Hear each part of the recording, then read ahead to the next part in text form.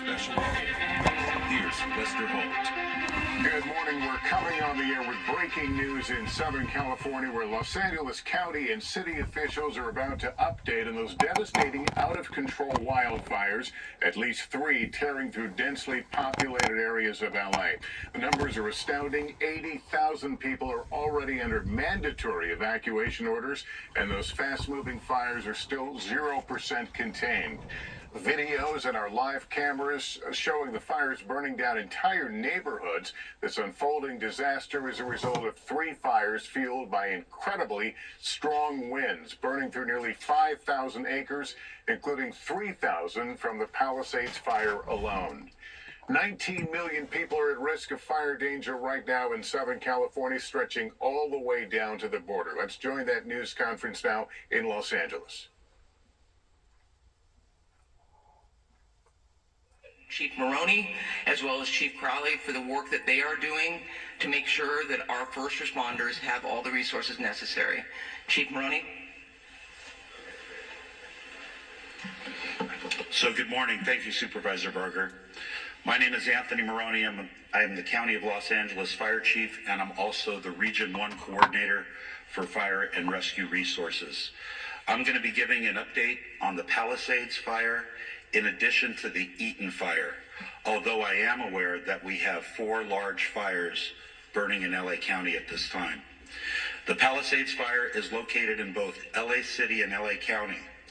We are in unified command with the City of Los Angeles Fire Department in addition to CAL FIRE. We have well over 5,000 acres that have burned, and the fire is growing. We have no percentage of containment. We have an estimated 1,000 structures destroyed, and also no reported fatalities, and a high number of significant injuries to residents who did not evacuate, in addition to first responders who are on the fire line. We have over 1,000 personnel assigned, and the cause of the fire is unknown. However, it is under investigation. For the Eaton fire, it is located in both the Angeles National Forest, the Altadena area of LA County, and Pasadena. LA County is in unified command with both the Angeles National Forest and the Pasadena Fire Department. We have over 2,000 acres burning at this time, and the fire continues to grow with 0% containment. I want to say something about this fire. People to the east of LA, which is basically everybody, we're aware that this problem has been going on now for quite some time regarding all these fires, regarding heating up. And one of the most contributing factors of what has happened is that it was a bittersweet in regards towards the past 2 years. They've been getting adequate rain that has just made the vegetation just grow up and get plentiful and green and etc. This year has been different, and it has gotten dry, but the vegetation is still laying there. This vegetation is basically a tinderbox. I lived out in Thousand Oaks, California, temporarily. I didn't stay out there indefinitely, but I stayed out there 1982. Somewhere around June, July, August, September, and then come on home long about October. Living in Thousand Oaks, California, because that's where my cousin on my dad's side, Ruth Helen's daughter, was living at the time. And I got to experience the out west area during that early part of my life. I was probably about 22, 23 years old, something like that.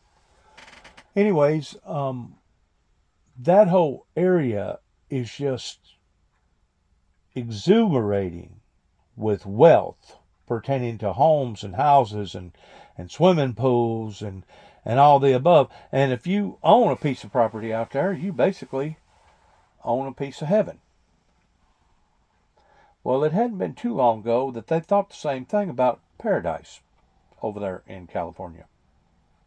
And that fire, I think, sure enough, got their attention, because I don't know how many people that it burned or killed, but it was a tremendous amount. According to the statistics that I've been listening to last night and today, this fire is very, very similar in the way that it is expanding and growing because of the wind.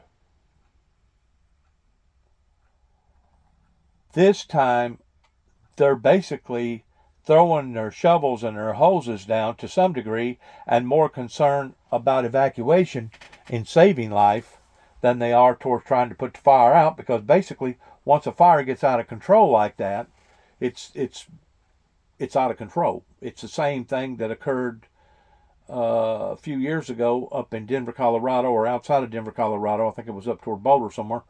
That it was right before Christmas that we seen 1,000 structures get burnt just within a matter of a few hours, and the only thing that saved them is that it come a major snowstorm. It was a blizzard in behind it that basically put out all the fires. In today's society, living right next to one another, people don't realize the dangers in how extreme that our weather patterns have become, that if a certain mixture comes together regarding a fire, regarding the structures being too close together, regarding the vegetation, regardless of the wind, you have basically a recipe for a perfect storm fire. Now, I don't know that these fires are being set intentionally or not intentionally. I don't know if they're being done accidentally or whatever. But the fact of the matter is, we are living in times right now, and I told people this 4 or 5 years ago, that that we was going to see signs up in the heavens and signs upon the earth, according to the Bible, such as humanity has never seen before in the final remaining last days here on planet Earth. Since then, we have seen extreme weather patterns, not just here in America, but all over. Major burnouts in Australia, burnouts up towards Europe, and the heat becoming so hot that people couldn't stand it, and it was dying because they wasn't familiar with that type of heat, and they wasn't ready as far as having air conditioning, like a lot of your places, because they are far enough north that ordinarily they don't have to worry about that type of heat. We're seeing flooding like happened in Pakistan that I think displaced about 12 million people. I don't know how many people died during that event. We're seeing extreme flooding. We're seeing extreme droughts. We're seeing extreme weather patterns today that is absolutely a phenomenon in comparison to what we was adjusted to and used to 45, 50 years ago. And there's no doubt there were some bad things that happened 45, 50 years ago all over the world. But not on this level. I want you to listen to this captain or whoever he is talking. This is just remarkable that these people has went in and spared this many people's lives towards evacuating this many people in that length of time. If anybody deserves an A+ in being Johnny on the spot, it's these people that has moved tremendously fast in going in and evacuating the schools and evacuating nursing homes and home assistant homes and all kinds of different communities. I think in total, well, you'll listen to the statistics in a minute pertaining to how many people has been evacuated and how quickly that this fire has moved and still moving. Like I said, the Malibu area, which is a very beautiful area down in that area, ain't but about 20 miles from Thousand Oaks.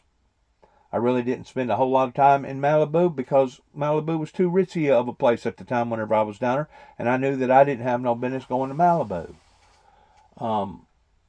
But what we're talking about is extreme weather patterns that are now absolutely jarring scientists' minds in what's going on regarding the planet warming and seeing the dryness and the droughts and these mixtures coming together like this. I've had some people question me about, well, how do you know that this isn't God, that it is the devil? How can you verify, Dennis, that these extremes that's going on right now is remarkably, truly of the wrath of the devil coming down in great wrath, just like the Bible talks about, that you continue to keep preaching about? I've looked at it in 2 or 3 different aspects, and the best way that I can express it and explain it to people, that whenever God comes back in a major black cloud in flaming fire, taking vengeance upon them who know not him, according to the Bible, whenever that he shall go from the 4 corners of the earth all the way around and gathering up his elect from the 4 corners of the earth, this will be whenever the great tribulation period will begin. In Revelation chapter 6, in between the red horse and the black horse, you will see where it says, "See thou hurt not the oil nor the wine." The wine representing the granary. The oil representing the oil in the ground. In other words, don't hurt the substances of the ground whenever God comes back in flaming fire, but only damage the things that's going to be more damaging to the human race as far as bringing that much more problems into their lives. Right now, we know that God has not come back on the second coming of Christ. We're still here. We know that this event has not taken place pertaining to God circling the planet, gathering up those who either have died before us that has a true relationship with the Lord Jesus Christ, or those who are presently alive that has been living a life for Christ. We know that this event has not happened yet. But we also know by reading the scriptures that God is very, very particular in not burning or destroying certain things right now. So whenever I talk about the elements that Satan has blinded humanity on, it's not just the delay tactic in where we are right now that we shouldn't be, going back 30 plus years ago, whenever there should have already been formulated a spiritual divine revival that should have elevated into a revolution, because most true supernatural spiritual revivals, regardless whether they happen in America or they happen in Africa or they happen in India, wherever, usually that changes the concept of that culture to some degree, if it's a real, true, authentic revival. We didn't get that revival in the late 80s and the early 90s because too many people had their minds on too many other things other than really and truly supporting the parables that the Windmill Ministries Missions was preaching and teaching at that time, and still is preaching and teaching, even to this day. Though I don't have a backing, though I don't have a congregation, though I'm still probably being laughed at and mocked and made fun of in a non-supporting way toward people not supporting the Windmill Ministries, I still have my eye on the very exact same thing that I had my eye on whenever all this first began in my life in 1988. No ifs, ands, buts, no questions about it.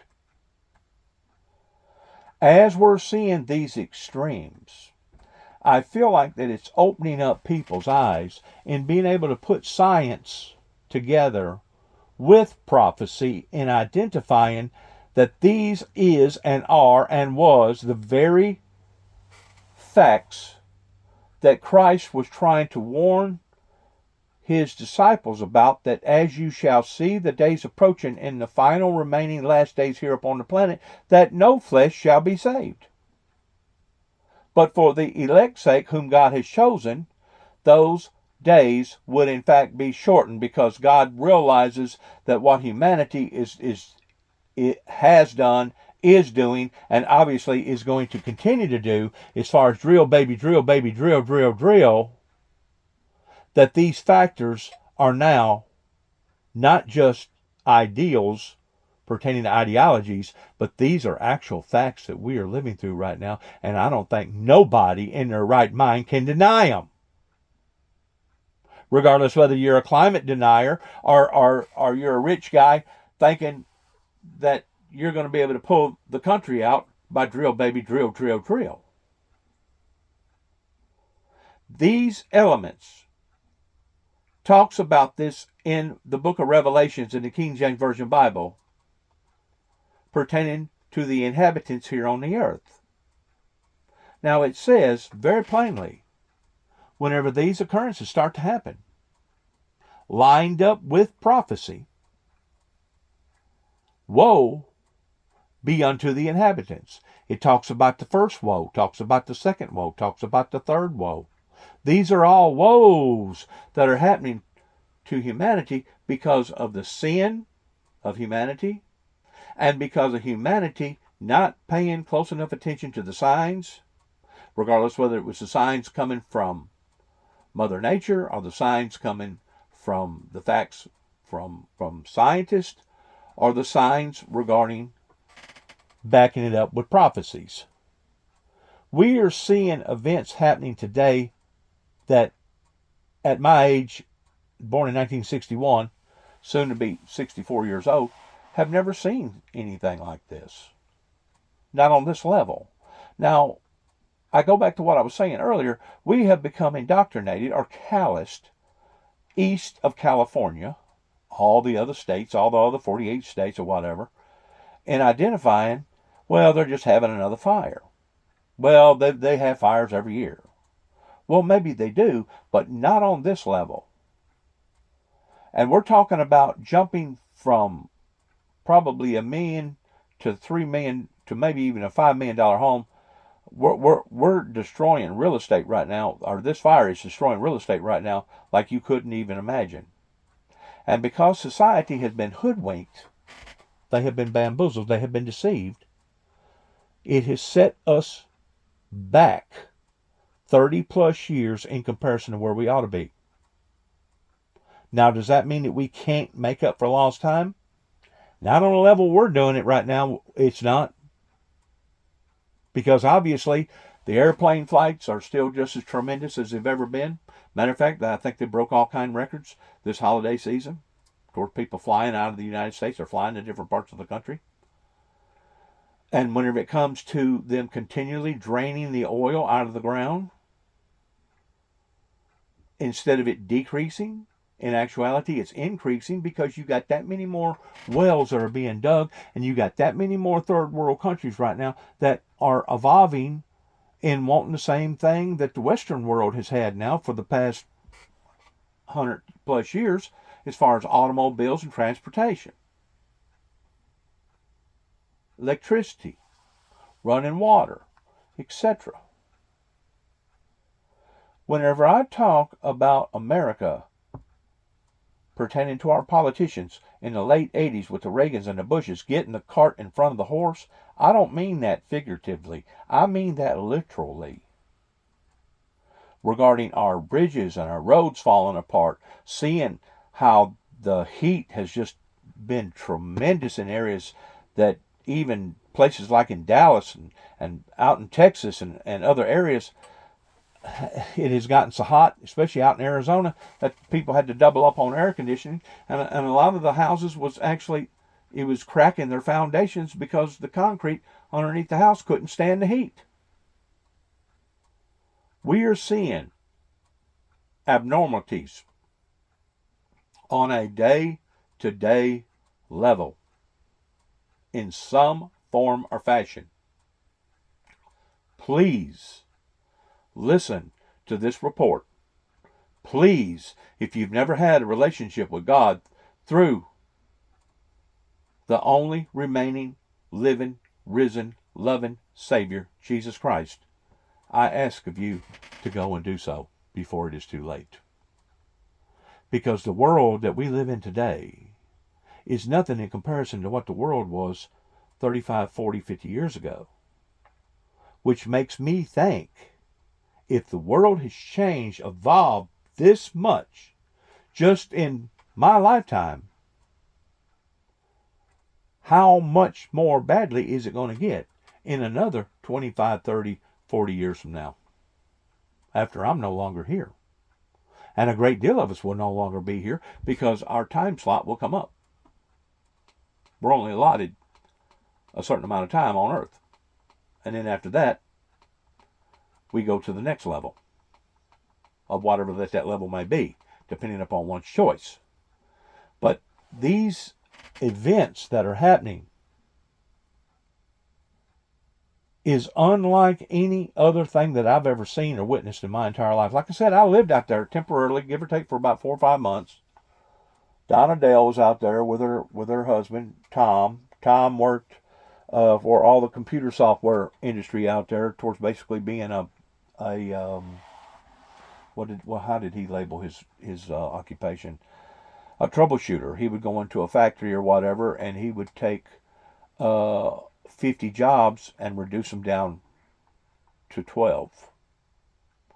He would take a bunch of equipment that they was spending money on every year towards maintenance in this equipment, and he would shrink it down to where they was only had a certain amount of equipment that was doing the exact same job. While my cousin Donna Dale, she worked down in Semo Valley making, at that time, computer parts. I don't know what it was. I don't know if it was chips. I don't know what it was. But she went in on the bottom leg of all that whenever all that stuff first started developing, and she made a lot of investments since then. And she and her whole family, as well as her brother Jerry Wayne, is doing fairly well out in Plano, Texas. Please listen to this, because this is absolutely astonishing to see how many people that they have evacuated in this length of time. My remarks. The LA County Fire Department operational area consists of 29 separate fire departments in LA County, and all of those fire departments are at drawdown with no fire apparatus or additional personnel to spare. As the Region 1 coordinator, I have requested mutual aid from the 5 counties of Orange, Los Angeles, Ventura, Santa Barbara, and San Luis Obispo counties. Additionally, last night, I contacted the State Office of Emergency Services and requested 50 engine strike teams. 50 engine strike teams is composed of 250 fire engines and over 1,000 personnel. We have also requested resources from out of state, as well as Northern California. Thank you to the first responders from Nevada, Oregon, and Washington State that are already on the road coming to LA County to assist.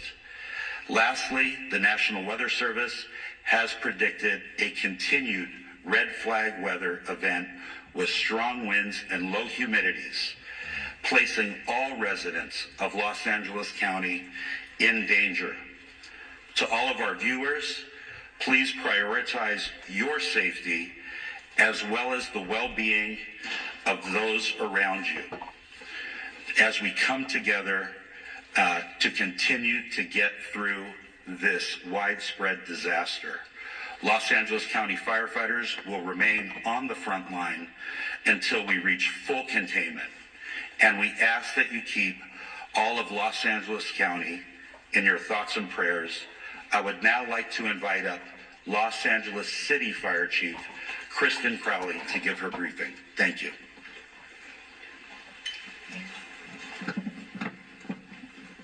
Good morning, everyone. My name is Kristen Crowley, Los Angeles City Fire Department Fire Chief. I'd like to start with just a moment, if we could, of gratitude.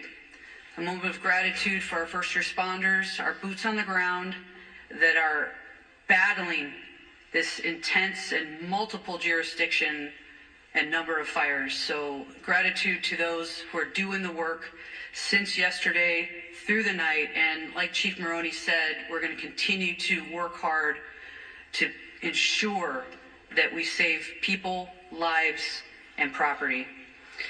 With that, I'll be touching on a couple major points. With the Pacific Palisades fire, we know that it continues to demand a significant amount of resources and attention. A second major brush fire, now referred to as the Hearst fire, has erupted in the Sylmar area of Los Angeles. Now, together, these fires are stretching the capacity of emergency services to their maximum limits. The Los Angeles City Fire Department is battling these two major fires while also maintaining, I want to focus on this as well, 911 services for the city's approximate 4 million residents. Now, despite the severity of the conditions, our department remains fully committed to safeguarding lives and property. Next, I want to focus on what we've done over the last 24 hours. And with that, even within the city of Los Angeles, with these two major brush fires, our department has responded to 3,624 911 calls for service. And to put that in perspective, our average is just under 1,500 calls in a 24-hour period. Over the last 24 hours, we've also responded to an additional 32 structure fires within the city. We've treated and transported an extensive number of medical emergencies, well extending our normal 650 transports to the local hospitals. When it comes to the Pacific Palisades fire, as Chief Maroney had said, this is over 3,000 acres at this point and continues to grow. We will confirm the exact acreage later, so we'll make sure that we also communicate that to the community and to the media. Last night, as of 1930 hours, all aircrafts were grounded due to the high winds. Aircraft are continued to be able to resume their water drops and acreage mapping today when the weather allows us to do so. A total of 3,398 civilians and 15,105 structures are in the evacuation zone. And again, the evacuation zones are the following: north of PCH, west of Kenter Avenue and San Vicente Boulevard, south of Mulholland Drive, and east of Topanga Canyon Boulevard. There are multiple evacuation centers which are supported by the American Red Cross. Injuries. Of course, there's a lot of interest in injuries. We have several firefighters and civilian injuries that have been reported, and all patients have been treated and transported to the local hospitals. Damage assessments. Chief Maroney did speak about a specific number. We are still vetting that through on the city side, so more information to come, and we will message that as soon as we can validate that. Approximately 400 LAFD firefighters have been deployed to the Palisades fire. We have many hundreds of law enforcement officers, our partner agency responders, and public works members engaged in supporting our overall operations. We are going to be transitioning to CAL FIRE this morning to manage this incident at 0800 hours. Next, I'd like to talk briefly about our Hearst fire, which is located in Sylmar. Last night at approximately 10:10 p.m., the fire erupted in the Sylmar area of Los Angeles, adjacent to the Los Angeles National Forest. The fire has rapidly expanded to over 500 acres, prompting the emergency evacuation of more than 3,000 residents. This fire is burning within the footprint of the historic Saddle Ridge fire. Now, despite the extreme winds and significant risks, and that's what we're going to be talking about from today and probably throughout the next few days, there's always that significant risk of life and property. We'll continue to focus on saving lives and protecting property. The exact anchorage at this point will be confirmed later, and we'll make sure that we communicate that to you as well. Lastly, we want to make sure that everybody understands we are absolutely not out of danger yet. With the strong winds that continue to push through the city and the county today, I will tell you, and we are all committed to our first responders, our firefighters will remain focused on protecting lives and property. The LAFD is extremely proud to stand with all of the entities behind me. Our top priority will continue to be life safety, ensuring that safe evacuation and the rescues of our residents that are in harm's way. It will continue to be our primary focus in this wind-driven fire event as it continues. Thank you for your cooperation, your support, and your vigilance. And today, we will continue to stand with our partners to protect everyone. Next up, I would like to introduce Sheriff Luna. Thank you. Oh, sorry. Next up. Oh, we moved it. Okay. Yes, we're just moving around, having LA Unified Superintendent Alberto Carvalho, please.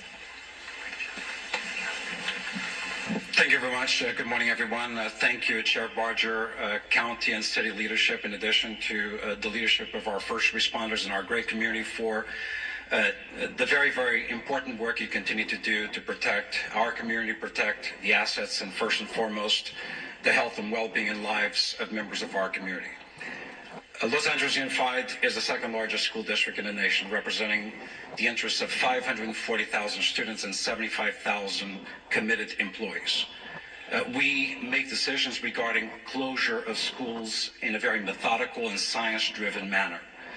So after a great deal of consultation overnight with experts looking at the data and considering the fact that air quality conditions deteriorated significantly overnight, we have made the decision to shut down a number of schools, particularly in the eastern part of our school system. I will define what those boundaries are. School communities, beginning with leadership, workforce, and families, have been informed about these areas. And as of now, those schools within the boundaries of the area that I will define are closed. This accounts for about 10% of our total schools in our district, about 100 schools out of 1,000 schools. The areas that I'm speaking about are schools located north of Manchester Boulevard, Firestone Boulevard, east of 10th Avenue, west of I-710, and south of Highway 134. Any school within that area, and that accounts again for the eastern part of our district, where the air quality met or exceeded levels that are not appropriate for employees or students to be around, are effectively shut down. We will be making decisions about what will happen in those schools going into tomorrow by 4 p.m. today based on the evolution conditions. In fact, since we made the decision to shut down those schools, air quality conditions have improved significantly, despite the fact that they worsened significantly overnight. I want to speak specifically about schools surrounding the Palisades area. As of last night, we had to shut down 5 schools as a result of mandatory evacuation conditions. Those were Kinter Canyon Elementary School, Canyon Elementary School, Marquez Elementary School, Palisades Charter Elementary School, Revere Middle School, and Topanga Elementary School, in addition to Palisades High Charter High School. We have reports that Palisades High sustained significant damage as a result of the fire. We are working with state and federal entities to quickly access resources to address the issues facing this community. I want to very briefly address our workforce. We know today is not going to be a perfect day. A number of schools are shut down. However, localized conditions may make it difficult for our workforce or parents and students to access schools. Air quality conditions may vary and, in fact, may not necessarily be appropriate beyond the area where we close schools. Please use your discretion. We will utilize grace and be flexible regarding attendance and for students and employees alike. Specifically, students and employees who face chronic respiratory conditions or other health issues. We will be flexible regarding these individuals. We will provide additional updates later on today regarding conditions of schools going into tomorrow. For the schools that are open, recognizing the workforce needs of the parents of our children. Beyond the bell activities, care for children in those schools will continue to be provided today. Today is not a typical day. We need flexibility, patience, and grace, and we shall extend that to our workforce and certainly our parents and students in our community. Once again, our hearts go out to those who have been impacted, and our eternal gratitude to the first responders of our community for the fantastic, difficult work they've done over the past 24 hours. Thank you very much.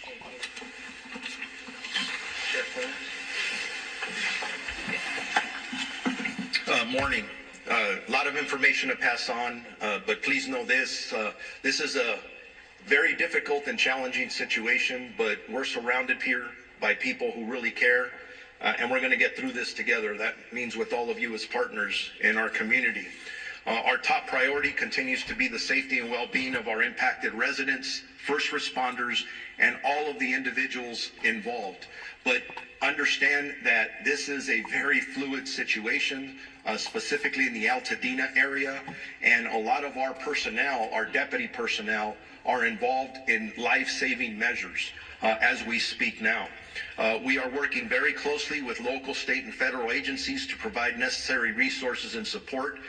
We have been in constant communication with both our fire and law enforcement partners across LA County and beyond to ensure that all available resources that are needed are being deployed strategically and effectively, but we are prioritizing life over everything else. There are over several hundred sheriff department personnel working around the clock to evacuate residents in danger, assist with road closures, and respond to multiple missions that are given to us, and they do change periodically depending on that life mission. To ensure that everyone is going to be safe or safe as possible, additional personnel will likely be assigned to this fire as this continues to go. And you heard from our fire partners that there is no containment here. I do want to split it up into two. I want to start talking about the Eaton fire first. Currently, there are evacuation orders in Pasadena, Altadena, and Sierra Madre. Evacuation orders, there are approximately 32,500 residents under evacuation orders and approximately 13,186 structures that we deem at risk, and that could grow. Evacuation warnings, approximately 38,600 residents are under evacuation warnings and approximately 14,342 structures are at risk. At 4 a.m. this morning, the evacuation orders did expand to parts of the city of Duarte, Monrovia, and La Cañada. And again, we continue to assess that. That's evolving. That's going to change. So I encourage you to consistently pay attention to all sources of information so you're ready to go when you are given that order, if that does come. As information's changing, even as I was driving up here, even as I'm walking up to this podium, I'm getting messages about several of our employees who have lost their homes in the last several hours. I don't know how many because we are still gathering that information, but we all live here in Los Angeles County, so we are impacted. So we're going to make sure that within our department, we're wrapping our arms around our employees just like we do with community members. Again, as I was coming up here, I did find out that we did have 2 fatalities in this area. I don't have any specifics. There is a lot of damage out there. We're still in the process of doing these assessments, trying to still save lives. So this information is going to change. The Altadena Sheriff Station itself was evacuated, and it was at least limited on fire. There was some fire at the Altadena Station, but we did have to clear out all of our employees out of there. I'm hearing some miraculous stories and they're just barely coming in, of our deputies who were trying to evacuate the Altadena station, and then residents were running up from different locations around there asking them for assistance in getting them out of their structures. And from what I understand, they were barely able to get people out before these structures started burning. There's just heroic stories of what our deputies are doing out there from last night and this morning. I want to make sure people know deputies are working to assist residents who are evacuating and continuing to make evacuation notices as we're speaking. They are securing areas that are evacuated, and it's always sad when I have to say this, but part of our responsibility is to make sure that no one loots or steals from our residents, our community members who are already being impacted. And I'm sad to report we made 2 arrests this morning for looting already. So if you are thinking about coming into any of these areas to steal from our residents, I'm going to tell you something. You're going to be caught, you're going to be arrested, and you're going to be prosecuted. Don't do that. Stay out of these areas. It's only for emergency workers and people who live there. We are, at this point, unable to clearly determine the extent of damage at this point because the conditions are rapidly evolving and the destruction needs to be assessed as the daylight hours have come forward. I do know that I've lost at least 1 sheriff's black and white to a fire. Thank God that the deputy is okay, but deputies continue to be on patrol throughout the road closure areas to ensure evacuation areas remain closed to the public. All schools in the Pasadena Unified School District are closed. There is a road closure at Altadena Drive from Allen to New York Drive. For those in need of shelter, please head to the Pasadena Convention Center, located at 300 East Green Street in the city of Pasadena, and we're working with them in Unified Command and in partnership as well. For animals, there are established shelters at Large Animal Shelter Rose Bowl Stadium at 1001 Rose Bowl Drive in Pasadena, Small Animal Shelter Pasadena Humane Society at 361 South Raymond Avenue in Pasadena. I'm going to switch gears now to the Palisades fire that we've been heavily involved in with our partners, again, with LAPD and LA City Fire and everyone else that's up there working. As of this morning, the fire was still burning in that area. That's impacting our residents. Evacuations are in effect, continuously in effect, for the city of Calabasas, the city of Malibu, Los Angeles City, Pacific Palisades, and unincorporated area of Los Angeles County and Topanga Canyon. Evacuation orders are approximately 37,000 residents under evacuation orders and approximately 15,000 structures at risk. Again, that's specifically for the Palisades fire. Evacuation warnings, approximately 20,000 residents are under evacuation warnings and approximately 6,500 structures are at risk. There have been minor injuries, and our partners at the fire department have talked about those, and several, unfortunately, structures that have been lost, and we're still assessing those. Bear with me, I'm almost there. There's a lot of information, very important information. There are several road closures which can change rapidly. The 10 freeway at Lincoln Boulevard, southbound PCH at Las Flores Canyon, southbound PCH at Topanga. All right, we have been monitoring a news conference underway in Los Angeles describing the impact, what authorities know so far about the various fires burning in Southern California, the largest of which is in Pacific Palisades, some 5,000 acres destroyed there. Another large one to the northeast of Los Angeles, near Altadena, the Pasadena area, where there have been 2 fatalities. Overall, over 1,000 structures have been damaged or destroyed in these fires. A third fire burning in the Sylmar area, that would be north of Los Angeles. Let's go straight to Jacob Soboroff in Palisades, California right now. This is the scene we've been watching throughout the night and into the early part of today. Homes, many of them beachfront homes along the famed Pacific Coast Highway, destroyed. Jacob, describe the situation there now. The sun obviously up. How is that affecting things? Lester, it feels, and I'm trying not to exaggerate here, catastrophic, disastrous. Something, I think, the likes of which people like myself, who's a lifelong resident not only of Los Angeles, the city of Los Angeles, but also of this neighborhood of Pacific Palisades, where I was born and raised, has never seen before. There are 23,000 people that live in this beautiful coastal community between the foothills of the Santa Monica Mountains and the Pacific Ocean. And those tens of thousands of people have been ordered to evacuate because of exactly what you're seeing. This used to be a house, and everywhere you look, there are scenes just like this. Up and down Sunset Boulevard, the famed Sunset Boulevard from where I'm standing right now, all the way into the Palisades Village, every marker of this once vibrant community is gone. The grocery stores are gone, both of them.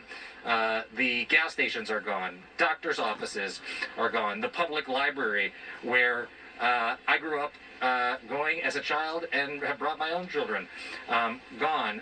What's different about this? How could this have happened? These are the questions that I continue to hear asked, and the answer is what you heard in that press conference. The reason that the air quality is so awful right now, as they were discussing, is that these are hurricane force winds that we have seen gusting in the Los Angeles area, and it was a tinderbox ready to go. We have had virtually no rain over the course of the last several months after 2 years of pretty intense rain, unusual for Southern California where we're so used to droughts, and everything went up in an instant. It started in the Palisades Highlands, where you might have seen those pictures of what seemed like hundreds of cars abandoned on the side of the road, people literally running for their lives, bulldozers clearing the streets so first responders could come in.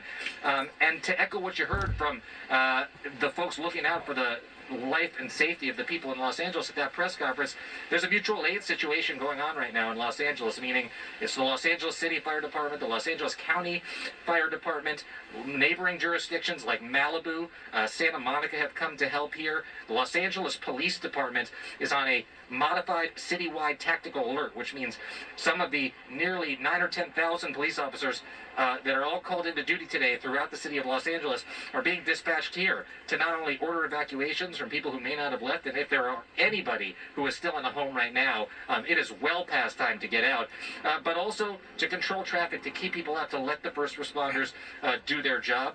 Lester, I think a lot of times we think about what the big one might look like as far as an earthquake in Southern California. Well, this is the big one when it comes to a fire here, Lester.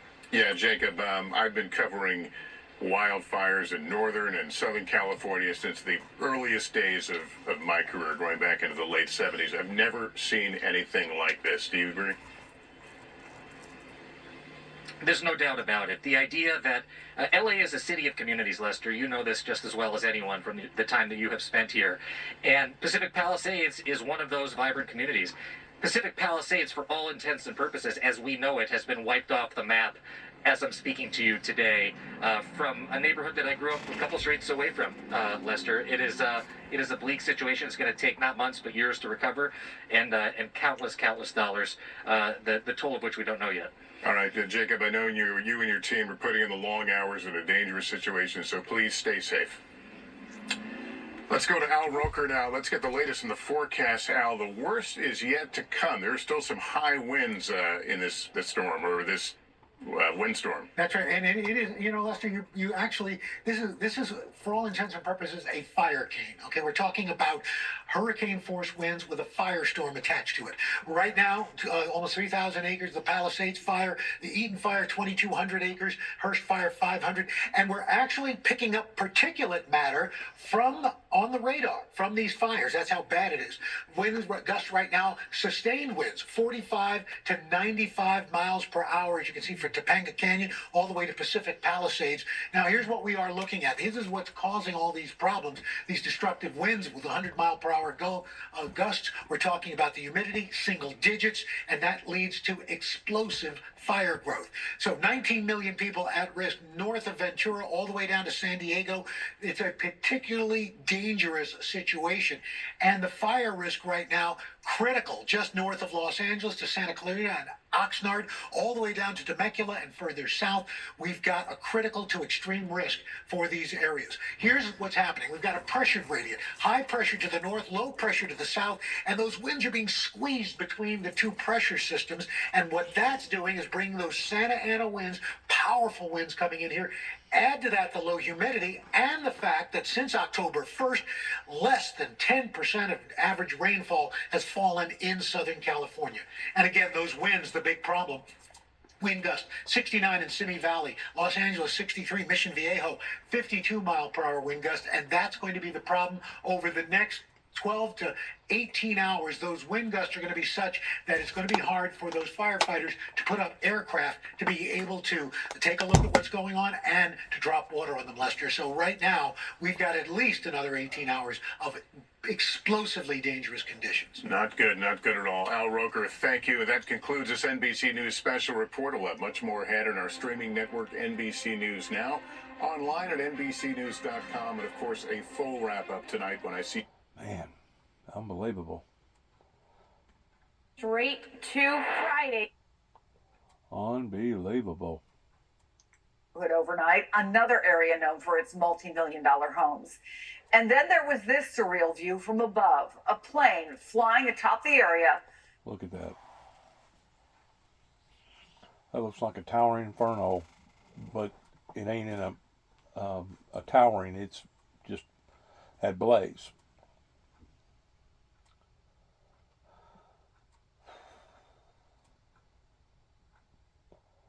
The only advice that I can give anybody right now is if you live in an area that is prone, like I was viewing Paris landing during last year, whenever I was not Paris landing, but Paris, regarding low-lying areas, regarding deluges, sudden downburst because of our weather being so crazy right now because of all the heat going up into the atmosphere, is people need to go out, evaluate their habitat and where they're at.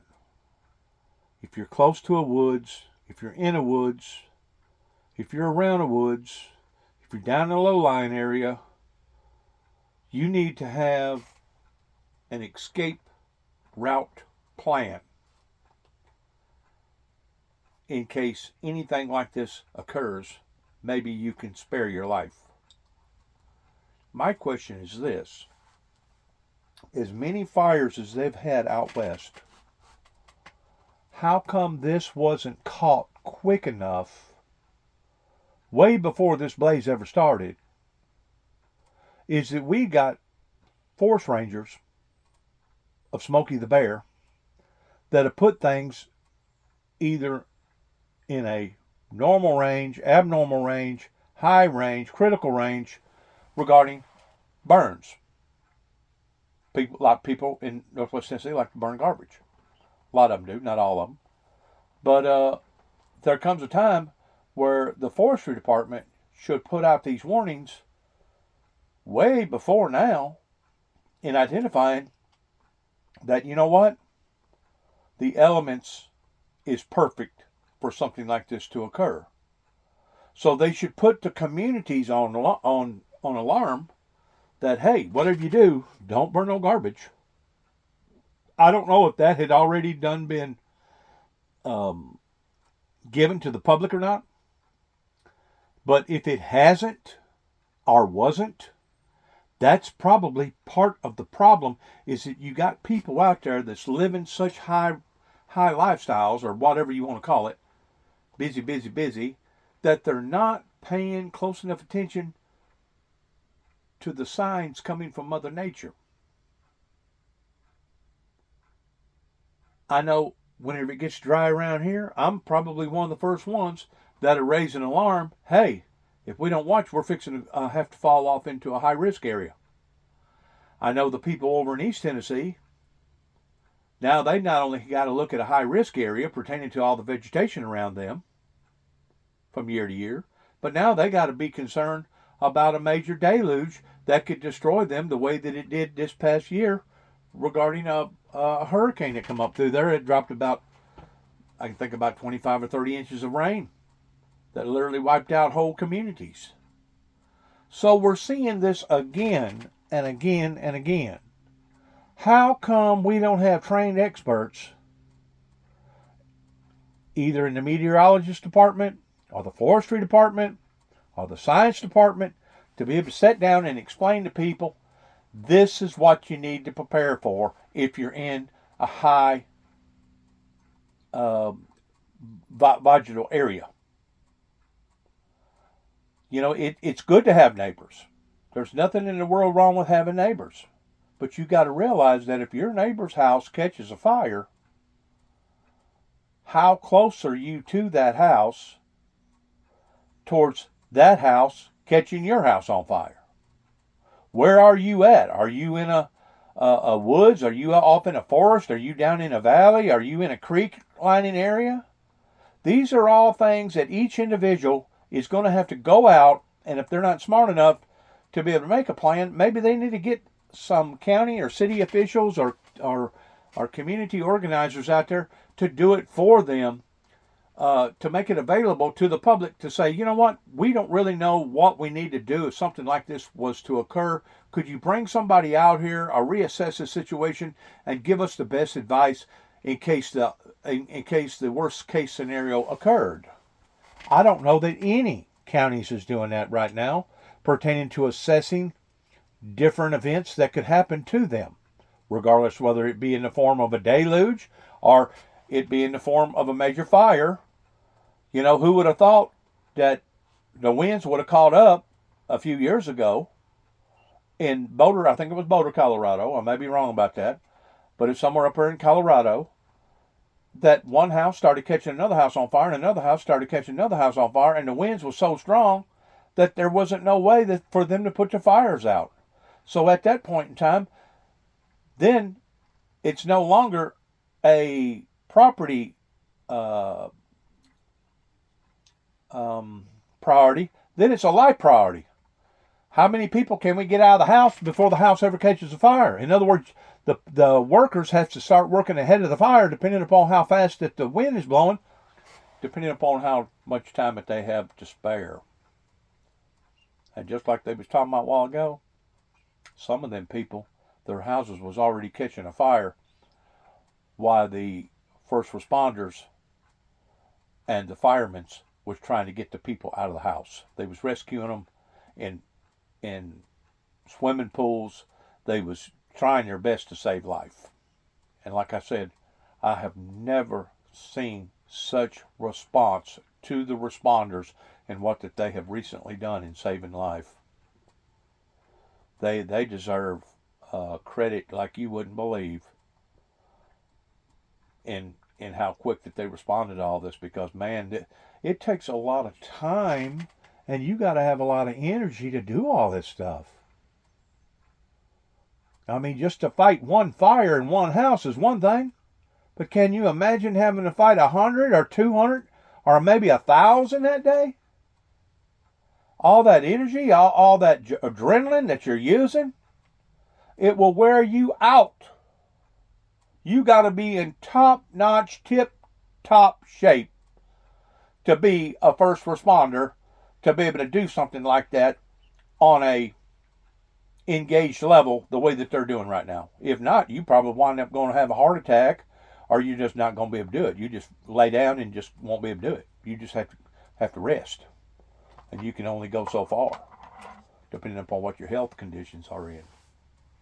And a lot of them people that was in those homes, I guarantee you, a lot of them was on oxygen, a lot of them was on life support systems, a lot of them was probably in wheelchairs, a lot of elderly people. I mean, you got to keep in mind of all these situations that whenever an emergency like this happens, you need to have a plan. Just like now, whenever you go into a public venue, it don't matter if you're in New Orleans, out in the middle of a street, or you're in a ball game, or you're in a school, or you're in a theater. You have to sit and figure things out as if, not if it happens, but when it happens, what is my best chances of survival? Do you have an escape route? Where are you going to go if some idiot was to pull out a gun and you're in a theater and he's randomly killing people?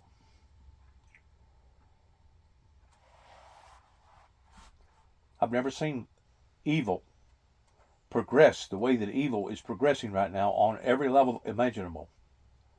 And if anybody says that God is doing this, I don't care how much education that they got or how close that they are to God, they're incorrect, because God is not destroying homes and vegetations with fire, just like God is not bringing down hurricanes and tornadoes to be able to destroy people's lives.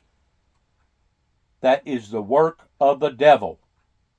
And that can be looked at either directly or indirectly, depending upon whatever category that you want to put it in as far as dimensionable. You got to look at it from the right perspective, that this is all the handiwork of the devil. Just like every disease, just like every pain, just like every hurt. That's not God. That's the devil. The devil is the one that contaminated humanity with sin. And now we're paying for it every day. All of us are, in some form or fashion. Even if you was to be living in a cave somewhere, you're still in a sinful state regarding your body. So whenever people tell you that they're sinless and that they're holier than thou, get away from them. Because they're not. Neither nor am I, neither nor is anybody. We're working in that department. We're trying to make ourselves better every day. We're striving towards being perfect, even as our Heavenly Father which is in heaven is perfect. But that doesn't mean that we've gotten there yet. But it does mean that we're supposed to be still striving to get there. Don't just throw up your hands and give up just because you did fail yourself or just because you did fail God. Dust the dirt off your pants legs, pull your bootstraps up, and get out there and go again. Pursue. What is the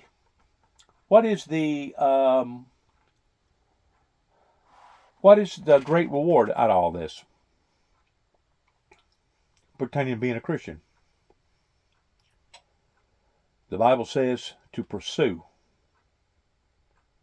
even unto the end. Those who endureth unto the end, the same shall be saved. The end of what? The end of your lifespan? Possibly. The end until the Lord comes back with the second coming, pertaining to the global resurrection? The rapture, as they call it? Possibly. Depends on where you're at and what you're doing. But you must endure until the very last breath that you take. And don't let people persuade you of anything any different. Because your soul is the most valuable thing that you'll ever possess. I don't care if you're Elon Musk. I don't care if you're Donald Trump. I don't care if you're some of them Arabs over there in the Middle East that's worth all this different kind of value pertaining to money. Money is not worth a dime if you've lost your life along with your soul. It's one thing to lose your life, and it's another thing to lose your soul. Once you've lost your soul, it would have been better if you had never been born. The Bible expresses that very clearly. It would have been better if you had never been born, and that somebody had thrown a weight around your neck and cast off into the ocean, than for you to lose your eternal soul. You can always build back some way or another. You can always continue your lifespan. All this material stuff can all be replaced. It may take years and years to do it, but we need to sit down and address where we're at, what type of environment that we're in. Whether or not you live a half a mile from a house or you're less than 15 feet from a house. Whether or not you're in a high density area, whether or not you're in a forest pertaining to a lot of vegetation. All these things need to be assessed by the professionals. That way they can help the public in steering them in the right direction, especially if something like this occurs. Capturing the massive reach of the flames en route to LAX. Officials are also reporting that 2 people were killed in the Eaton fire. That's in the Altadena area of LA County. And the fires are still growing, with crews reporting 0% containment. The National Weather Service has predicted a continued red flag weather event with strong winds and low humidities, placing all residents of Los Angeles County in danger. We want to make sure that everybody understands we're absolutely not out of danger yet. Among the harrowing evacuations, this one in Pasadena, where officials raced to save elderly patients from a nursing home overnight. Other evacuees sharing their horror stories, just trying to get out. It's like a bad, horrific dream. I've been trying to get to my house for 5 hours. Right around, up and around those two homes, they didn't catch fire, but everything around them did. The only thing I heard above that wind was the power lines popping. I'm telling my wife as we're driving out of here, is this us? Is this happening to us? Because we were watching it on the news ourselves and saying, wow, what a tragedy. Look what's going on. And boom, here we were. NBC's Steve Patterson is reporting from Altadena, California. Steve, what's the situation looking like at this hour? Boom, there we were. In other words, he was becoming part of the environment that he was watching on TV. Now he's actually in that environment. The Bible says to pray, first of all, the Lord's Prayer. Second of all, pray that you're worthy to escape these things that's going to be befallen upon to the planet in these final last days. Or to pray that you can endure them after you going through them. There are going to be tough times for people, a lot of people all over the planet right now. These was all warnings. These was all advisories that even myself was trying to put out. Regardless whether it was a letter to the 43rd president in 2005 pertaining to a t-shirt, regardless whether it was advisories that I was putting out in 2007 up here in northwest Kentucky, pretty close to Grand Rivers and Benton and Calvert City and up towards Paducah, Kentucky. These are all concerns that even Christ continued to tell us about again and again and again, not to make our hearts beat harder, not to scare us or to frighten us, not to gaslight anything, but to tell people that there is no guarantee of tomorrow pertaining to your life here on the planet, and that anything, any and everything, could actually shorten that life, depending upon the circumstances around you. I mean, there are certain people that's been very, very fortunate. I've been one of them. That God the Father has protected me through a lot of events that I should have already been gone. But because I'm not gone, I know that I still have a purpose, and that's one of the reasons why I continue to make the videos like I make, and I continue to tell people what I tell them to prepare, to prepare, to prepare. Prepare for what? Prepare for the inedible. That none of us is going to live forever on this planet, and at any given time, any given moment, something could happen. Stay prepared. Stay prayed up, packed up, and ready to go up. I mean, the word is apocalyptic. We try not to use that word to describe fires that are all too common in this state, but I cannot think of anything else when you see a scene like this. Look at this. This is not one home. This is not two homes. This is multiple homes, deep in, going back. You can see the ruins spread out. Watch out there. Debris is everywhere. This plot of this home and then the home next to it. We've seen these homes as they had frames, as they were standing, and then fully engulfed, and then on fire, and then reduced to ruins. All of that happens in a matter of minutes. It's happening right now. We were just on about an hour ago, we were talking to Andrea Mitchell. I showed her there was a home across the street that had burned to the ground. This home had just started to catch. Watch your footing there.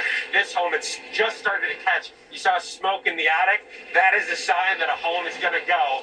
And here it goes. Look, firefighters now putting water. The building codes should be changed immediately on any of these houses, regardless whether you're close to the coast and taking a chance on getting flooded, building your house even higher, rather than that you're in a high prone area pertaining to hurricanes, building houses with hurricane straps and etc. If you're in a tornado stricken area, building code should be that you should put in a storm shelter. I think they've done that out in Oklahoma City, Oklahoma, since they've been ravaged again and again. The building code should be differently. If you're in a high prone area, right next to another house, or right next to another apartment, that you should have some sort of watering system to where it at least slow it down long enough to where maybe a fireman can get in there and put the fire out. Or maybe drape the house with some sort of burning blankets or something. All these things need to be looked at very, very carefully. With all these weather changes that are erratical that's happening. Just like me looking up in Paris and seeing all those low-lying areas, knowing that if they was to get a rainstorm similar like Humphreys County got in Waverly, 18 inches, something like that, in like a very short length of time, odds are a lot of those areas are going to flood. Do you have an escape route? Do you have an emergency route? Has any officials told you that you're in a low-lying area and because of it you need to have a route of you escaping immediately? Because a lot of times whenever something like this occurs, it don't matter if it's a flood, it don't matter if it's a fire, you don't have time to sit there and go get all your personal belongings that you consider very, very valuable. Some people only has time to get out of their house, barely enough time to escape. And some of them don't escape. I mean, it killed, I think, something like 22 people up here in Waverly, Tennessee, whenever that water come down the way that it did. And you can look at other events that happened. You got to have a plan of action. You plan to the pull, and then you pull to the plan. That was always our, I guess you'd call it a memento in the auto body industry. Whenever you'd pull an automobile up onto the frame machine after it had been heavily damaged, that you got to sit down and figure out in your mind how you're going to fix or repair this vehicle. That is your plan. Now, after you've planned it out, you've got it all mapped out and everything, now you work to fulfill what that you have planned. So you plan to the pull to the plan. But you got to have a plan. If you don't have a plan, you're doomed. The roof of this home, these guys here, you see this guy to my right, you were trying to put protection on this home, right? You didn't fail. I mean, you did as best you could, but look at the situation here. How long were you putting water on this home? I was on this home for about an hour and a half to 2 hours. 2 hours. I ran across the street, helped over there. As soon as we looked back over here, we saw the rafters on fire. Then the firefighters came. And that was it. They went in the attic. It was too late. Yep. But that home bought that home some time. Yep. So you did as best you could. Thank you. Give the firefighter all the resources, man. You know? Absolutely. That's a neighbor we spoke to. He's been trying to put protection on this, basically this collection of homes in this area, but it's just so impossible because of how far and how deep the fire has spread. These firefighters arrived here maybe an hour or so ago. They did their best to try to save this home. They did their best to try to save the home across the street, which is ruins. They did their best to try to save the home next door, which still stands, although we saw smoke near the eaves of that attic as well. If I were... See, living in a high-prone neighborhood like that is fine and dandy, but look how vulnerable that you are. If the winds is blowing in a certain direction, and they're hard enough, and your neighbor's house catches a fire, what's your plan of action? What's your plan of action? And that's what's catching people so unexpectedly. And really and truly, that's the sad part in all this. I mean, the sad part of it occurring, no doubt. That's tremendous enough. But to think that these poor souls didn't have a plan of action, knowing that they was this vulnerable,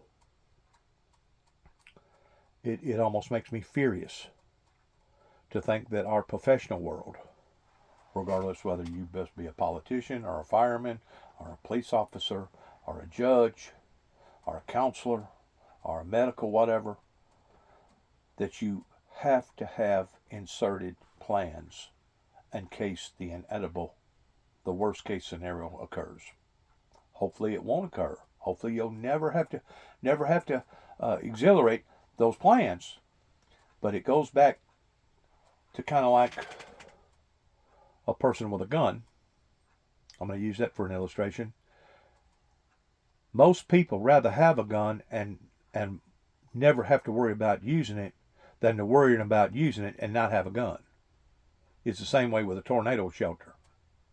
You rather have a tornado shelter in case you have to use it, but not using it, than to need to use it and you not having a storm shelter to use. If I were to walk down here, which I won't, just because of how much smoke is back there, you would see more scenes like this. It is everywhere. All of these neighborhoods are affected.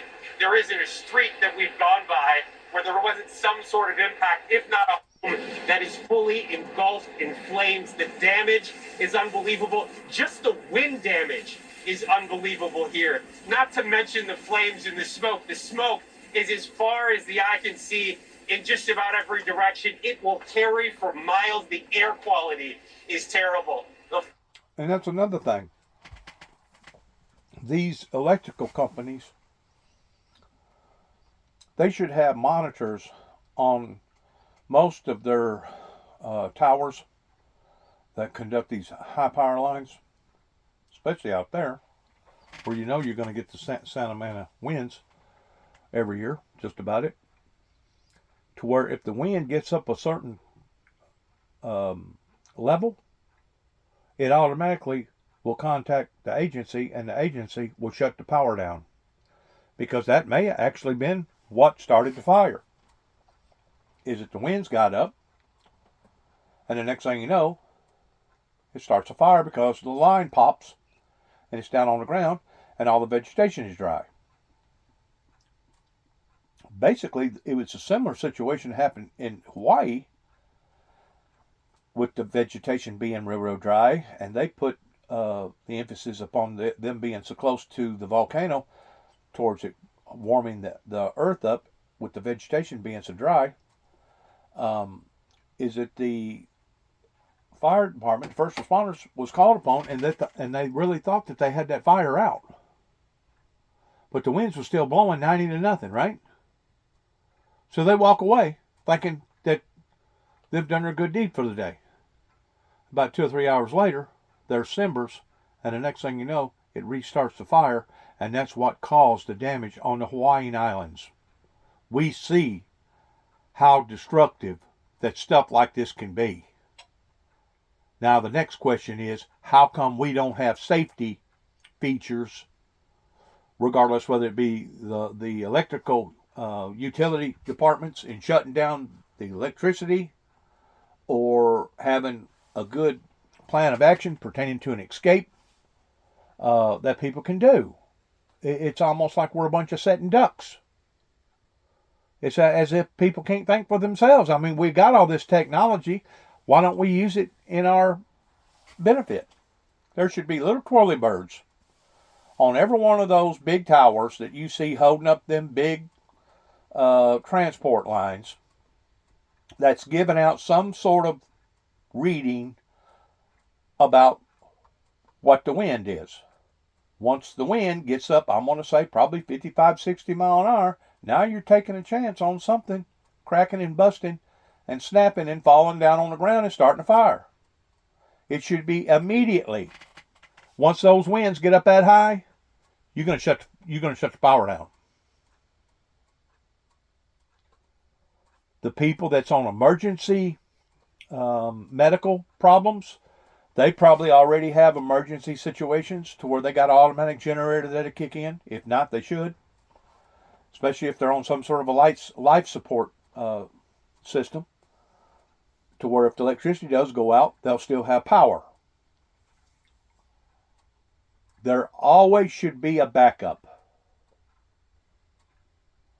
whenever it comes to the electrical grid.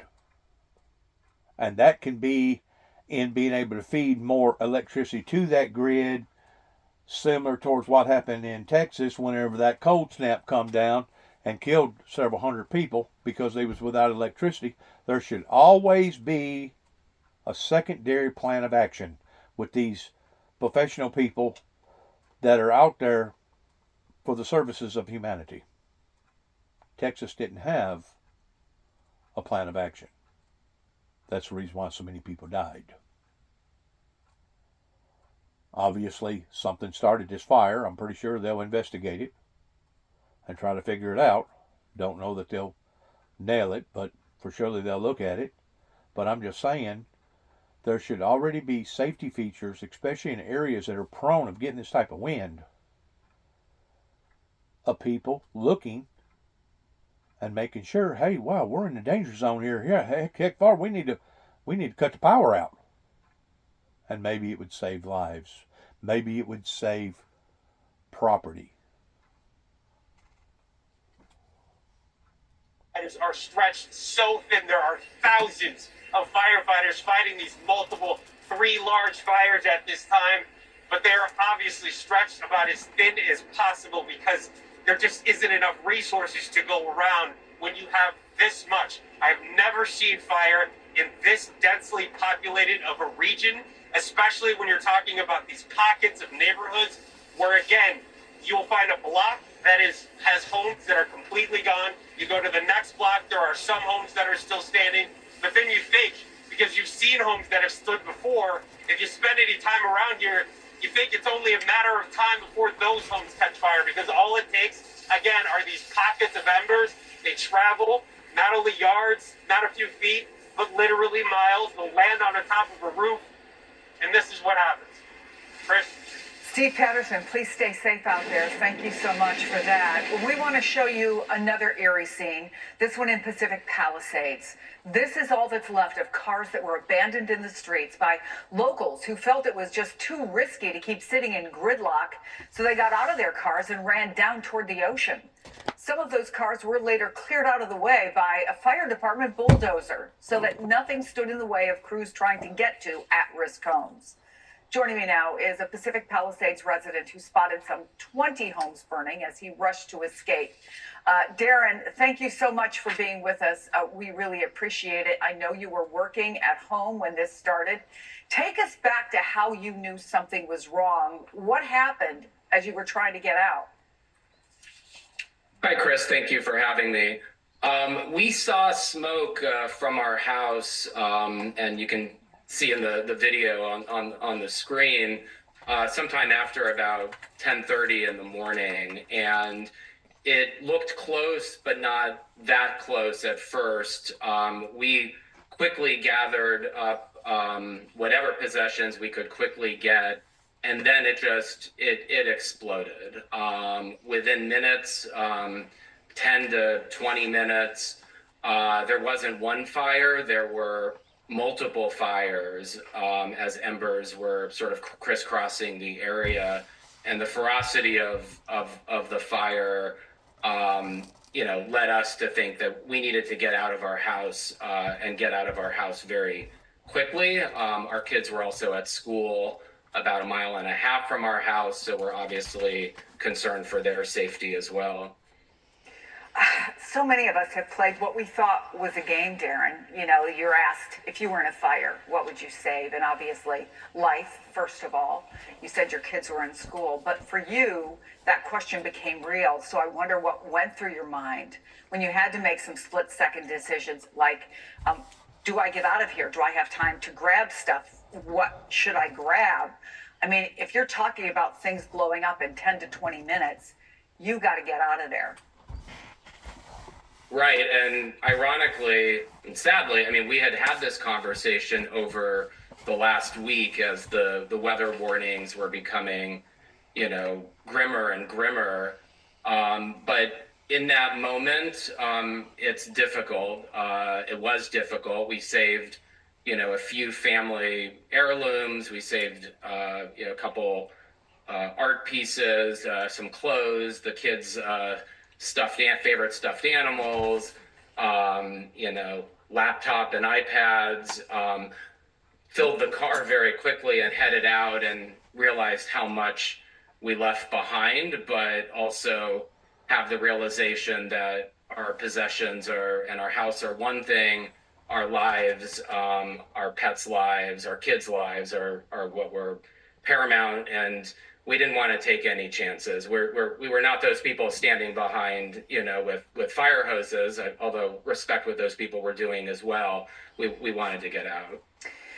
We heard the press conference this morning and may have listened to it as well. They talked about closing schools in part because of very poor air quality overnight. It was so bad they didn't feel kids should be going to school. And are you all together now? Where are you? We are together. We're staying with family in Ventura, which is about 60 miles up the coast from LA. So we are far removed. I'm going to go forward right here. These are terrifying, terrifying events that continue to keep happening all over the world. And like I said, people are going to have to smarten up towards what's happening because they're not getting less; they're getting more. The situation is pretty dire. Well, look at that whole in behind there. That whole mountainside right there is at a blaze.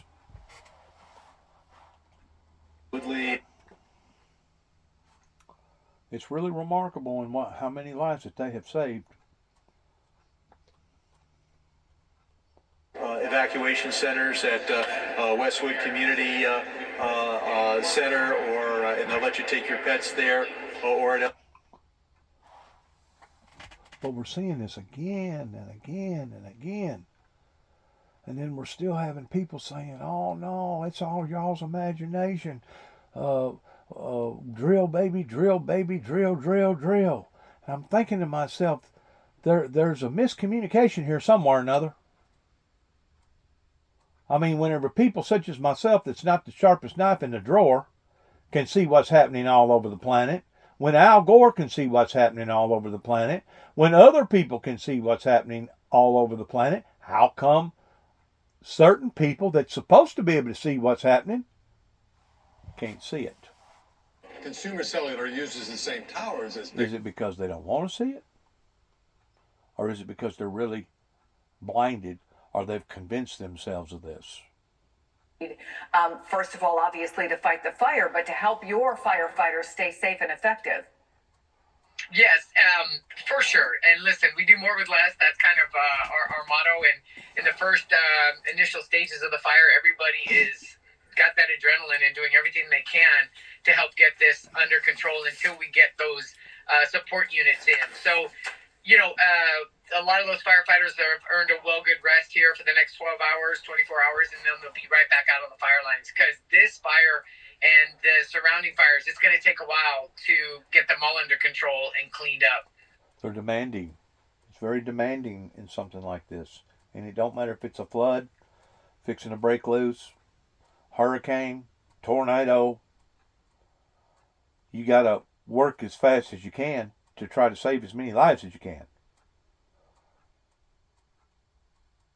And it had gotten so bad last night, of the parts that I was watching and listening to, that they was actually more concerned about saving life than they was saving property, because they know that the winds was so intense that they wasn't going to be able to have a big effect in trying to stop the fire.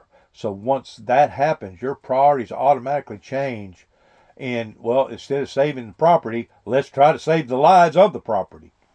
And man, they was working double time all yesterday evening and all last night. And that takes a lot of energy, a lot of strength and power to do that. Yeah. When you say it's going to take a while, what's best case scenario based on your experience? Oh my goodness. I wouldn't even hesitate to guess right now, but this will be weeks in the making to get things put back together and get things the way they belong. Los Angeles Fire Department Captain Sheila Kelleher with a long road ahead for you and for all the folks who work for the department. Thank you so much for taking the time to get us. I think she misdiagnosed that quite a bit. She's trying to be casual about the answer. You're looking at least months and that's providing that a person has everything in check with the insurance company, and they can get the people out there towards cleaning all the messes up and start building. Some of them areas, you're looking at years. Some of them won't never be built back because they didn't have proper whatever. It's devastating. It's devastating to the whole community whenever stuff like this happens, and we're seeing it again and again and again. And it's just like the Bible talks about, that it will be as a woman travailing with a child, that as she's travailing with a child towards fixing to have a delivery, the birth pains get closer and closer together, but as the birth pains are getting closer together, they're also becoming more harsher. That's what we're seeing. We're seeing the birth pains of this planet Earth intensifying, and as they're coming together even closer, they're increasing in intensity. Now, if I can see that, how come people like Donald J. Trump can't see that? Is it because these people don't want to see that? Or is it because these people are blinded? Or is it because they don't have the intelligence to see these things? Or do they want to continue to keep lying to the public? Drill, baby, drill, baby, drill, drill, drill. Knowing good and well that we have created this problem for ourselves. I mean, there comes a time to where you can no longer plead insanity as far as gross negligence whenever it comes to the lives of human beings. We appreciate it, and we appreciate all of you folks. Much more coverage still to come with a Malibu City councilman who was forced to evacuate. Plus, more of the devastating scenes emerging on the ground. Terrifying. There, I was heavily involved with the restaurant behind the scenes, but I'm going to try to say this in the most humble way. I certainly was the face of the restaurant in many ways, but terrifying. Customize and one terrifying event right after another terrifying event.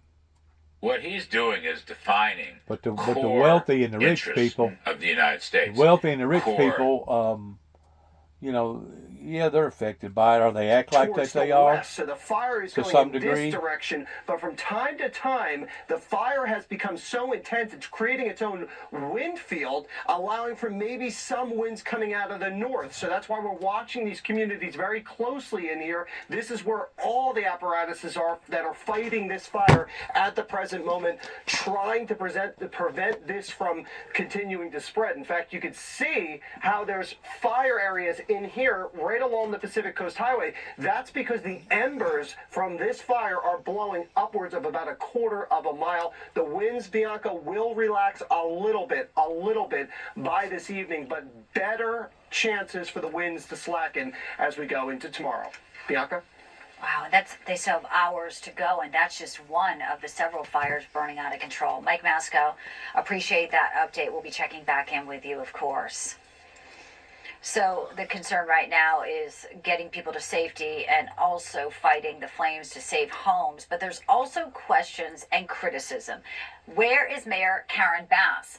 Well, she was out of the country. Also, the Los Angeles Fire Department reports how it pushed for a DEI program when public safety is at stake. And today is evidence of how deadly these fires can turn. Correspondent Christina Thompson joins us with more on this. She's live in our New York newsroom. Christina, good afternoon. Bianca, good afternoon. This is the most destructive firestorm to hit the region in memory, and the chief is now saying they do not have enough personnel to handle it. More than 1,000 homes, businesses, and buildings have been burned to the ground. We've seen 2 lives lost.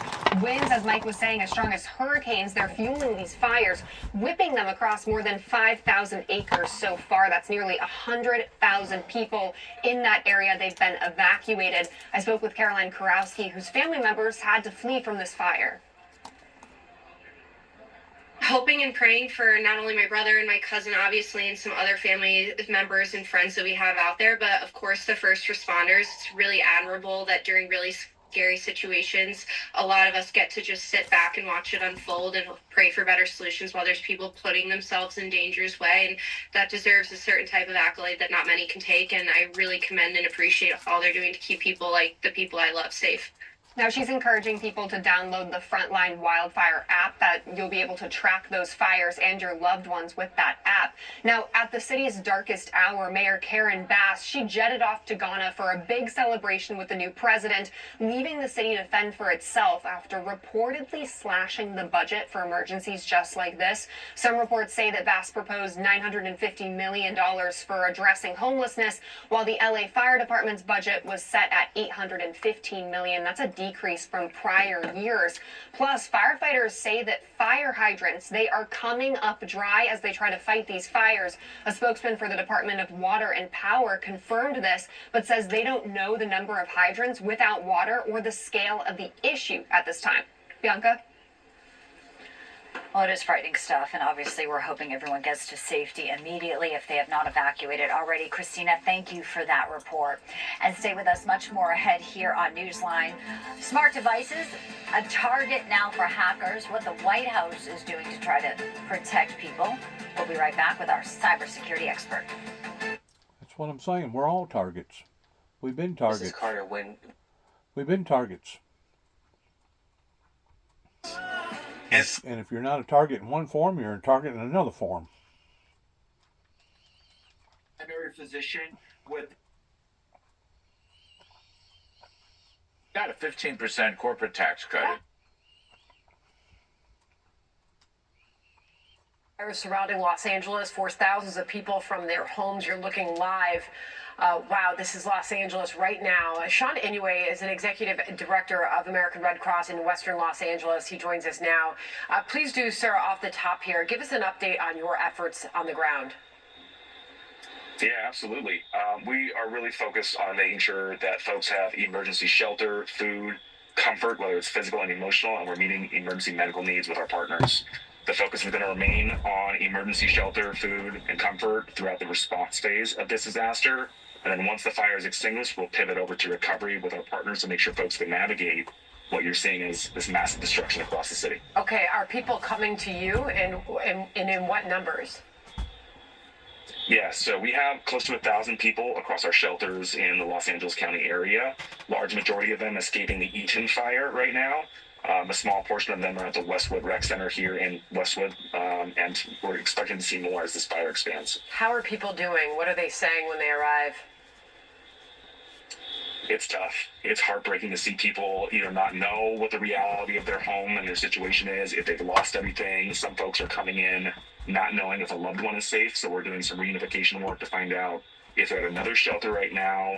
And so our mental health teams and our emergency response teams are there to help really wrap around that care. What is the range of people that you're seeing? Are these elderly folks who lived alone? Are these families with young children? What are you seeing so far? Yeah, it's any and all of the above. You can imagine some of the folks that are most vulnerable are single caretakers of their elderly parents, folks with small children who don't have secondary locations to go to. These are folks with maybe not the social capital or the network to tap into right now, or just... I want to weigh in on what they're talking about real quick, and then I'm going to let people go regarding all this. It's really difficult for me to express this during the time of all this trouble. I continue to keep telling, which I'm pretty sure it's probably just going through one ear and out the other, about the adults, the elders, the baby boomers, those that was introduced to this message that the founder of the Windmill Ministries Missions has been a part of now for 30 plus years. Because of all the delays, you have added insult to injury regarding seeing the sorrows increasing the way that they have increased just within the past 20 or 30 years. We should have already been taken out of here and let the non-believers and the Antichrist people and the agnostic people, let them deal with the problems on their own on their own level. As far as God's true people, the true born-again Christians, we should not be having to deal with all the gun violence and all the rage and all the politics being upside down, all the illegals coming over here, all our roads breaking apart and the bridges falling apart. We shouldn't be having to deal with these things if the church world would have done what they should have done going back into the late 80s, early 90s. If the shoe fits, wear it. Proof is in the pudding in these delay tactics. Just like these big, huge boats now, these carriers that carry some, like some of them maybe as wide as a football field and maybe 3 or 4 lengths of a football field, going through these pilings, hits a bridge piling. What does it do to the whole bridge? Knocks the whole bridge down. Why? Because those bridges wasn't built to sustain that type of an injury that now we keep increasing and increasing and increasing, building them bigger and bigger and bigger, to where now, if one of those dudes hit one of them pilings on them bridges, what happens to the bridge? You see, we all seen it last year. This is all part of the devastation pertaining to the delay tactics that certain people thought that they was going to get away with. You're not going to get away with this. And it's not just going to be me that's going to put you on the spot. But once the people over in East Tennessee and Humphreys County and up towards North Carolina and all these other people, once they find out what's happened here, they're going to wonder, why did you do this? Why did you stifle a man's anointing that he had been given from God that could have done already got us in the promised land, but instead you wanted to knock him down and keep him knocked down. You just didn't want to put him on a limb and hang him on a limb. You wanted to do away with that individual. And that's exactly what was going on here whenever I come back here in 2014 towards these entrapment techniques that they kept using again and again and again. It basically costed me my brother's life at the age of 51. Said once more, I still don't hear nobody give an account for. So, am I the only one that can identify these things? Am I the one living in La La Land? Am I the boogeyman? While I'm trying to save life and teach and preach and tell people about the love of God, plus also the wrath of God. I don't just preach one aspect of it, I preach all of it. So I'm the bad guy? I don't think so. I don't think so, Kenton, Tennessee. I don't think so, Obion and Weakley County and all these other surrounding areas and Washington, D.C. pertaining to the Reagans and the Bushes. I don't think so. And once people identify what has truly happened here, I'm pretty sure that there's going to be some serious questions that's going to deserve some very, very serious answers. And if the people don't get those answers, we see how demanding that the public can become. So I hope that you're ready for that, Tommy Moore. I hope that you're ready for that.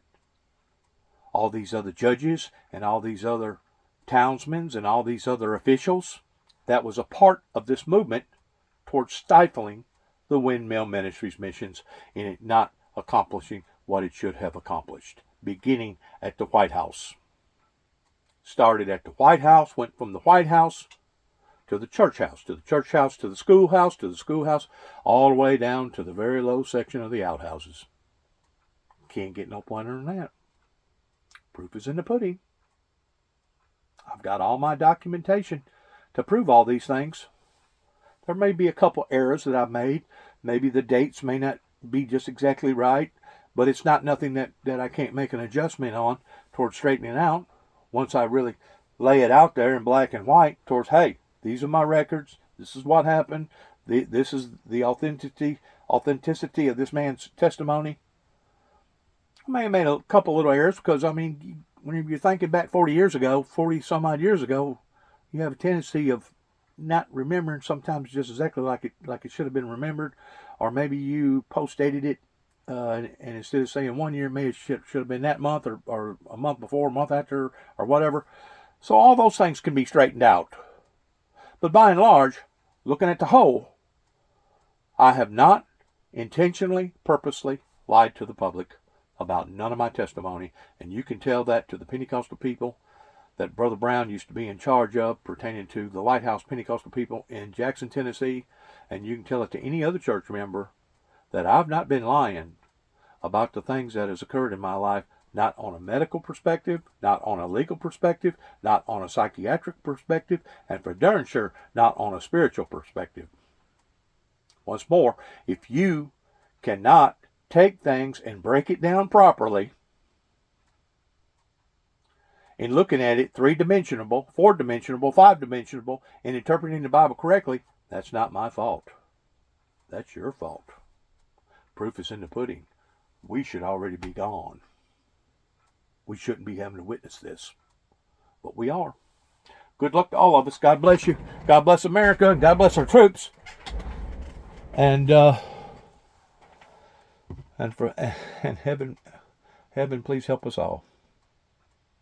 Heaven, please help us all in what we're seeing in the 21st century, beginning in the year 2025, of all this radicalness. But I mean, you can think back, it wasn't but a few years ago that they had a bombing in downtown Nashville on Christmas Day. I mean, we can go after event after event after event after event after event, and it's just nonstop. And if it's not events on gun violence, if it's not events on illegal immigrants, it's all the above and in between. Like that guy said a while ago, it's all the above. And of course, he's talking about the people that's most vulnerable, pertaining to the elderly and the young, those that don't have enough means to be able to even have insurance, or maybe they're renters in that area, and now they're going to have to make adjustments. Problems.